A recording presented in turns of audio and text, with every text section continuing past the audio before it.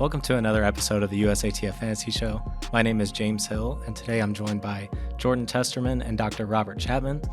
And today we'll be discussing our picks for the 2024 Pre-Classic in Eugene, Oregon. But before we get into that, let's talk about what happened last week in LA. I hate to break it to you guys, but Team Jordan won last week, and I'm not happy about it, but it is what it is. He squeaked it out. He won by one question.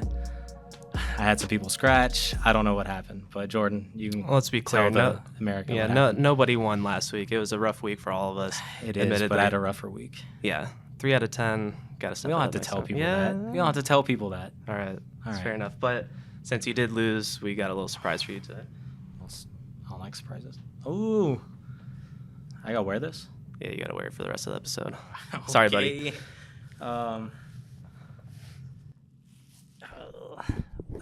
I'm smacking the mic with my big hat. But we have some amazing matchups this week at the Pre-Classic. Jordan, what are you looking forward to the most? It's got to be the men's Bowerman mile.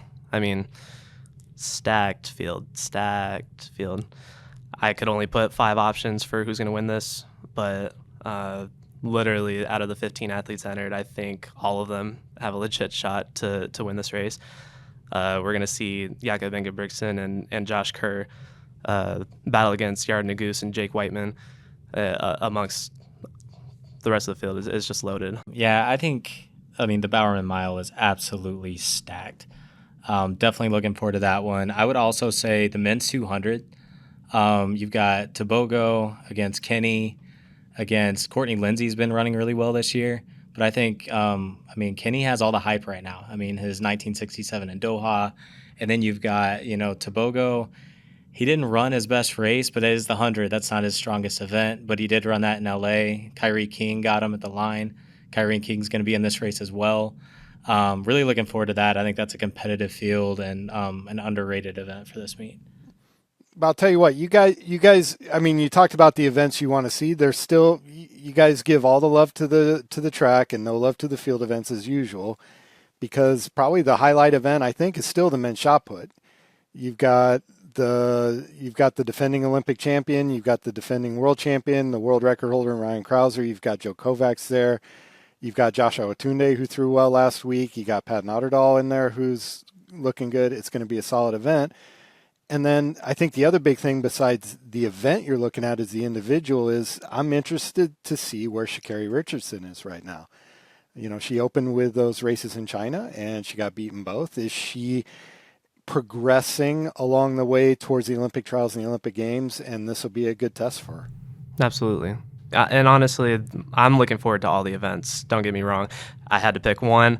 Yeah, the Bowerman Mile really intrigued me. But, some great fields, top to bottom, on the Diamond League slate. So, looking forward to it. For sure. So with that, let's jump into our picks and analysis for the 2024 Pre-Classic. First question.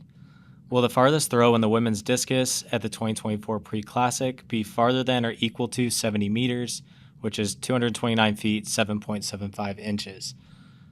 Jordan, you want to go first? Sure, yeah. I think the answer to this question is yes.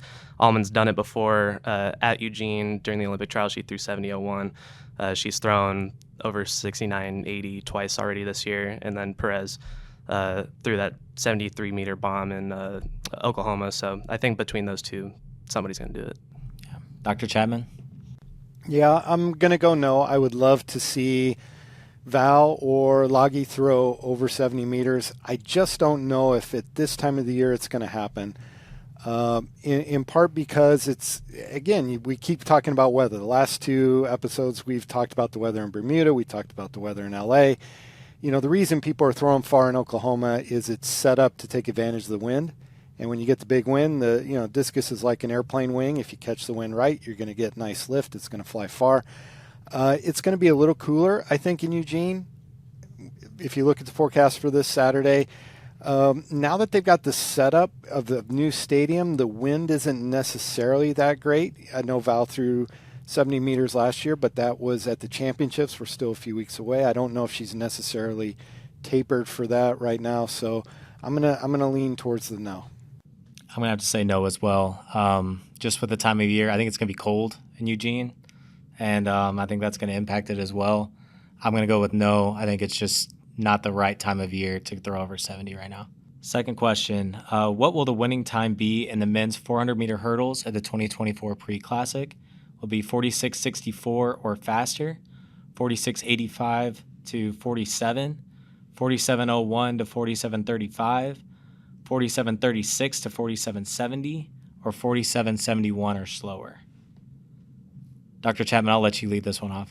Yeah, it's a tough one. So, I think part of this is we're saying, what do we think Ry Benjamin's going to run? I think we probably all think he's the clear favorite in this to win. He ran 46.64 in LA last weekend, and so that is right on the border of your fastest one. Could he go faster than that? I hope he does, but I'm going to say he might be a tick slower than that. So I'm going to go with your second window of option B of 46.65 to 47 flat. Yeah, that's fair. I'm going to go with 46.64 or faster.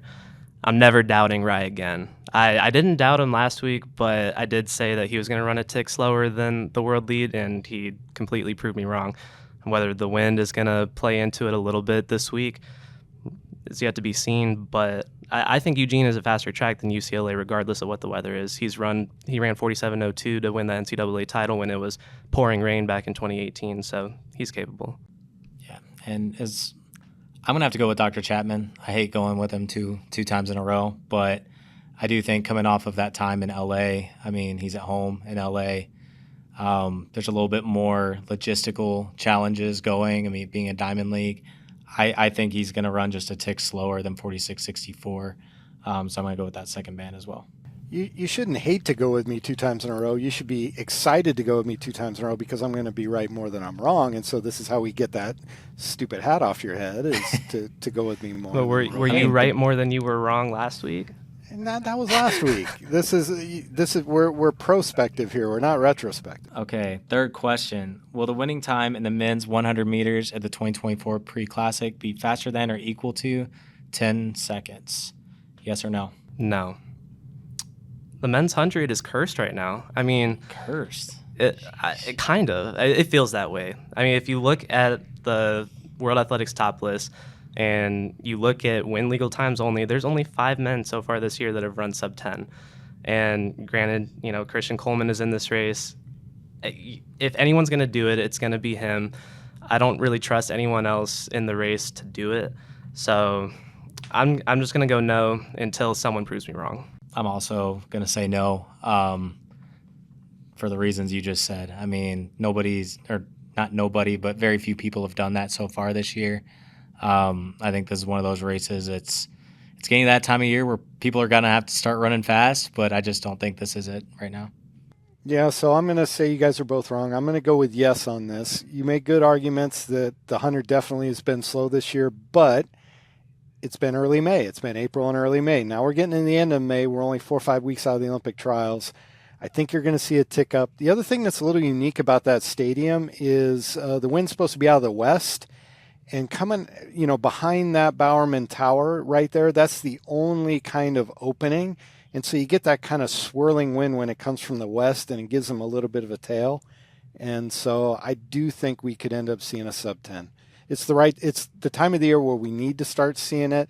We could have good winds, even though it's going to be a little cold, and that's the only thing that gives me pause. Might be a little too cold for a sub 10, but I'm going to go with yes. Question 4. Will the winning time in the men's 110-meter hurdles at the 2024 Pre-Classic be faster than or equal to 13 seconds? Yes or no? I'm going to say no again. Grant Holloway is in this race, I think, making his debut in the 110s. He's only done sub 13 6 times in his career, 2 of those being in Eugene, and those were both at Olympic trials, I believe. So, this early in the season, I think 12 point is a little bit optimistic. I could definitely see sub 13-1, especially with how good D-Rob has been looking early in the season on the Diamond League circuit. But, my inclination here is to go no. Dr. Chapman? I agree. I think Grant Holloway is absolutely capable of doing it. 13 seconds is fast. It's not that I don't think he is good and talented and is going to win this going away. I just think 13 is fast, and you're still in that time where we're not quite there with the rhythm yet. I see it be 13:0 something, but not sub 13. Yeah, and I hope we're all wrong, but I'm also going to say no. I would love to see them run fast times on the track. I just don't think, to your point, that this is the time of year for that, and that's a quick time to do that. Question number 5. Who will win the women's 1,500 meters at the 2024 Pre-Classic? Is it Hairut Mashisha, Laura Muir, Ellie St. Pierre, Daribe Watelji, or any other athlete? For me, this was between El St. Pierre and Welteji for me. After doing a little bit of research, I'm leaning Welteji here. She looked good in LA. She ran 3:55. The week before in Doha, she dropped out with 500 to go, which I, found a little troubling, but she came back the next week in LA and ran well. Elle's obviously been running really well at distances 2 miles and up, but, she's dropping down to 15. Her PR is only 3:58. Welteji just ran 3:55. So I think it's going to be close, and it's going to be a good race, and I think Elle's going to throw down a really good time, but I'm leaning Welteji here. Dr. Chapman? Yeah, I'm a big El St. Pierre fan, and I think watching what she did in indoor, winning the world title was fantastic. It was great. I think at the 1,500, you've got to be able to close basically 44 point the last 300, 60 point the last quarter. Welteji did that in LA. She was 60.1 the last 400. I just don't think St. Pierre's got that kind of wheels right now. And so I got to go with Welteji. I'm going to be different. Give me St. Pierre. Huge St. Pierre fan. I mean, just everything about her. It's hard not to be a fan of her. Just watching track and field. I mean, coming off of the birth of her child, I really think that she's looked amazing this year. Like you said, winning the world indoor title. I think she gets it done on American soil. So maybe I'm betting with my heart, but that's what I'm going to go with. I'm going to go with St. Pierre. Question 6. Will the winning time of the women's 3,000 meter steeplechase at the 2024 Pre-Classic be faster than or equal to 9 minutes? Yes or no? I'm going to go yes here. The colder weather should affect the distance events less than the sprint events. I actually think it's going to help the times a little bit. I don't know what the pace is going to be set for this race, but Beatrice Chepkoech has already run 8:55 this year. We're going to see the return of the defending world champion Yavi, who ran 8:50 on this track to win the Diamond League final. So between those two, I think they're going to be pushing a pretty fast pace. I'm going to say faster than 9 minutes. Yeah, I agree with you. I think it's an extremely fast field. I think that they push that pace, and I also think that they go under 9 minutes. This one's hard. This one really is. Even though it's a coin flip question, I just think it's hard to try to judge. 9 flat is still really fast. Yes, the winning time at the Diamond League final was 8:50, but that's at the end of the season. We're still in May. It's early. I'm going to go no. Question 7. In which round will the farthest throw in the men's shot put occur at the 2024 Pre-Classic? Answer choices are 1, 2, 3, 4, 5, and 6. I picked right last time on this one, but I'll let you guys have at it. Picked right. You guessed right. There's a distinction there, okay? Listen, you got lucky. It's easy to say it's luck when you didn't get the question right. All right. Well, I'm done with my game theory optimal analysis here. There's no analysis to be had. This is a random question. Okay, so what I did last night was I asked Siri to pick a number between 1 and 5, and she picked 4. So I'm going 4. Don't pick 6 because there's only 3 people throwing in round 6. I think that, that would be a bad pick to pick round 6, just probability-wise. So I'm going with round 4, whatever. Go ahead, Dr. Chapman. Yeah, I think it leans more towards the early rounds in the men's shot put. Usually, I think a lot of times these guys come out after they warm up and they just, bang on first throw, hit it. Sometimes I've seen Krauser kind of do his first throw, but then he kind of gets that rhythm, and then the second is a real big pop, and then after that he really goes for it, and sometimes he hits it 3, 4, 5, 6, and sometimes he doesn't. And Joe's kind of the same way. I'm going to say between 1 or 2, I'll just pick round 2, but I'll bet it's either the first or second round. Okay, I'm going to stick with my guns here and say round 5. I said that last time. It was the triple jump. That's different event, different tactics. But for this one, to Jordan's point, only 3 athletes get those last throw of the competition in round 6. I think you see a lot of people really trying to get their furthest throw to ensure that they are in that final 3. So I'm going to go with round 5. See a lot of people trying to put out those long marks for the 6th round. Question number 8. How many men will run faster than or equal to 20 seconds in the men's 200 at the 2024 Pre-Classic? Answer choices are 4 or more or 3 or fewer. I'm going to go with 4 or more here. I mean, between Tebogo, Bednarik, Courtney Lindsay, Joseph Fambule, Kyrie King, and a couple others in there that have run low 20s so far this season, I think we're in for a fast race just with the level of competition here. This is tough. I said under 10 seconds in the 100, so I don't want to go against myself. So I'll stick with 4 or more here. I think you're going to have a little bit of a tailwind. Like you said, you've got guys even with Fambule and don't forget Courtney Lindsay and Kenny, and Kyrie King won the 200 last week, right? Or correct? Won the 100 last week. Yeah. So, Kyrie might have a little bit of a pop here and can get under. So I'll stick with 4 or more. Yeah, I'm going to agree with you guys as well. I can't talk about the 200 being the best event and give all that hype and then say 3 or fewer. I mean, that just seems like bad form. So for sure, 4 or more for me. I think we have the field that there's multiple people that are capable of doing that. Question 9. Who will win the women's 100 meters at the 2024 Pre-Classic? Answer choices are Julian Alfred, Dina Asher-Smith, Sha'Carri Richardson, Marie-Josée Tallou-Smith, or any other athlete. I'm going to go with Tallou-Smith, but honestly, I wouldn't be surprised no matter who wins. Tallou ran 10:91 legally in Jamaica the other week. Everyone else hasn't really shown anything outdoors yet that really makes me think that they're gonna stand apart against the rest of this field. Like Dr. Chapman said, I'm really curious to see what Sha'Carri Richardson looks like, but I'm also curious to see what Julian Alfred looks like. She was the world champion over 60 meters, but hasn't really done too much outdoors. So it's gonna be a good race. From my side, I'm going to play the math here a little bit, and I think the math plays to play the field and go with any other athlete. Like you said, I think this thing is really wide open, and if you look at it, if you go any other athlete, you're getting Daryl Nieta, who won the 2 China Diamond League meets. You're getting Melissa Jefferson, who won LA last week and is looking pretty good, and you get TT Terry, who's very solid. And I think just getting those 3 for 1 is mathematically, if you add up all the win expectancies, I'll bet it's higher than any of the other single. So I'll go ahead and go with any other athlete take the field there.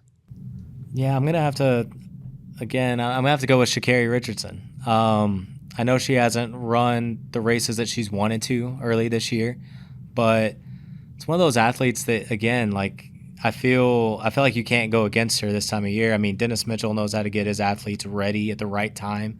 I know it might still be a little bit early, but, I mean, you've seen her perform in Eugene time after time again. I don't think this is any different.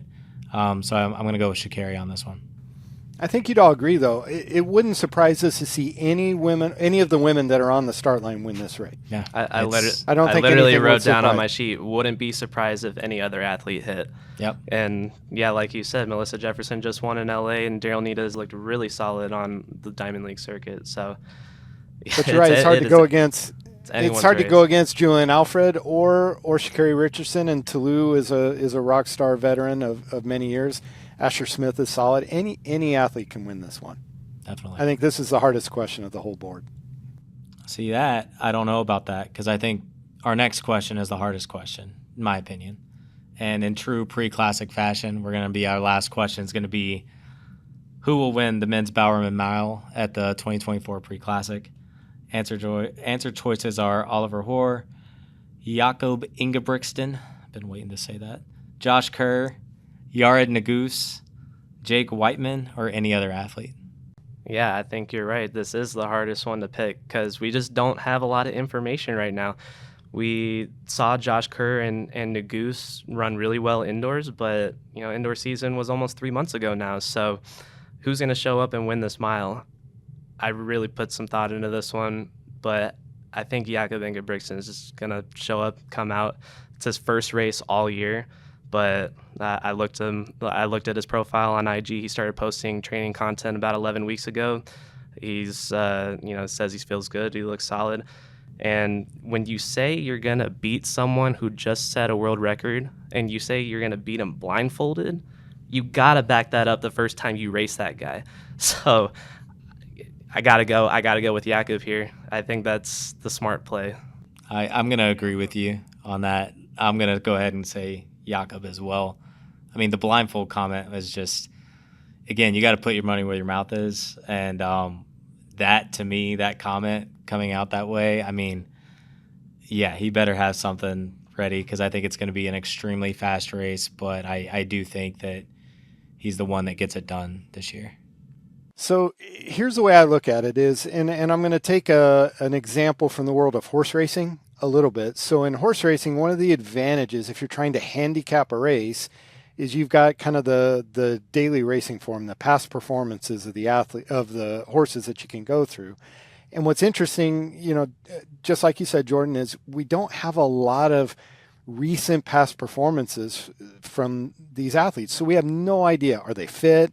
Are they not fit? Are they in a heavy training cycle? Have they backed off a little bit, for this? So we don't have a lot of recent information to go through other than, you got to try to glean what you can from Jakob's IG post, right, about how he's training. So with the lack of past performance data, I just go back to what I witnessed, and maybe this is observation biased at World Indoors, and I saw how strong Josh Kerr was in that 3K. And if you're thinking about training for a 1500, getting that aerobically fit and strong to do what he did in the 3K, I think it's just got to set him up, even with the long layoff between then and now. And it's the opposite of putting your money where your mouth is, right? You guys are going with Jakob because you got to put your money where your mouth. I'm going the other way and saying, hey, this Josh is now going to be ultra fired up and ready to go, right? To be able to put the smack down now. And there's a little bit of psychology going into the games, right? If you can, who comes out of this meet as a winner is going to be in the other guy's head. And I think I could see Josh Kerr really kind of, ramping up to make sure, backing off a little bit, where Jakob may train through it. I'm waiting for Paris. Josh may be, I want to get in this guy's head. I'm going to make sure my legs are just that little bit extra fresh right now. And so I'm going to go with Kerr. Man, I really didn't want to pick against Kerr or Nagoose for that matter. Yeah. Nagoose Dr. Chapman makes some really good points, though. Yeah. No, it's just, I think we all did on this one. And I could see Jake Whiteman's a world champion, and we haven't even, given him the time of day in this analysis, right? Ollie Hoare looked solid last week in LA. So you talk about recent fitness. He, is probably the one who's shown the most recent fitness in terms of running well last week. But you just go back to Ingebrigtsen and Kerr and what they've done, and I think it's going to be a good race. Yeah, I'm definitely excited for that one. It's going to be just super competitive field. Really excited to see what all these athletes do at the pre-classic. Before we take off, if you like what we're wearing, you can buy this for yourself at usatf.org/store. The hat is not for sale, I'm sorry. But usatf.org/store, get your official Nike Team USATF merchandise, and wear what your favorite athletes are wearing. And we are not doing the USATF Fantasy Show next week, but we will be back in preparation for the New York City Grand Prix that takes place on June 9th. So make sure to tune in there. Also, to make your picks, usatf.org/pick'em. All you have to do is answer the 10 questions that we just outlined for you. Make your picks, submit them before 30 minutes before the TV window starts to get your picks in, and you could win $2,500. So last week we had one winner, and she took home $2,500 by herself. She was the only one that got 8 out of 10 right. So it's real money.